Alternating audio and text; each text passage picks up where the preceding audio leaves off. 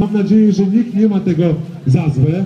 Teraz po prostu szybciej będziemy w domku lub szybciej będziemy mogli uczestniczyć w innych atrakcjach Wielkiej Orkiestry Świątecznej Pomocy. Zawsze możemy pojechać zobaczyć, jak przebiega wyścig kolarski wzdłuż, czy wokół ruin Zamku Krzyżewskiego. Możemy również uczestniczyć w innych atrakcjach orkiestry. W każdym bądź razie myślę, że wszyscy uczestnicy i uczestniczki dzisiejszej masy nie są zawiedzieni.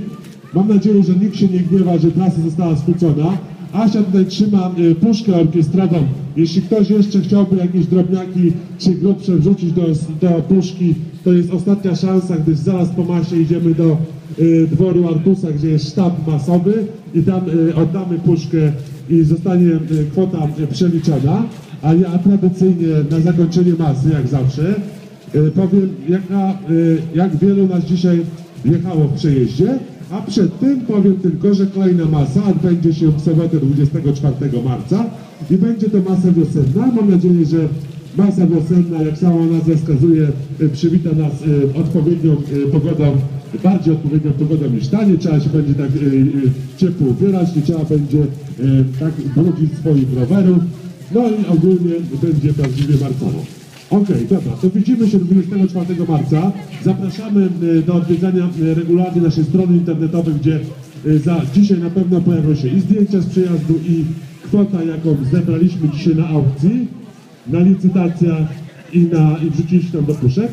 A teraz tradycyjnie myślę, że nie obędzie się bez rowerów w górę, ale to zaraz.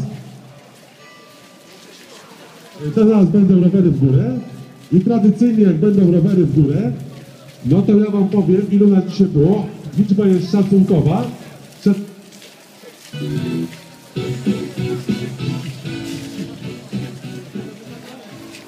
Halo, halo? 23 marca, przepraszam, że się pomyliłem. 23 marca w sobotę się widzimy, a teraz chcę powiedzieć, że w orkiestrowej rowerowej masie krytycznej wzięło udział około 80 rowerzystek i rowerzystów. Dziękujemy wszystkim za obecność. Oczywiście rowery w górę.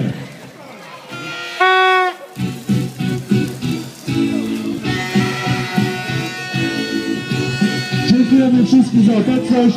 Do zobaczenia w marcu. Życzymy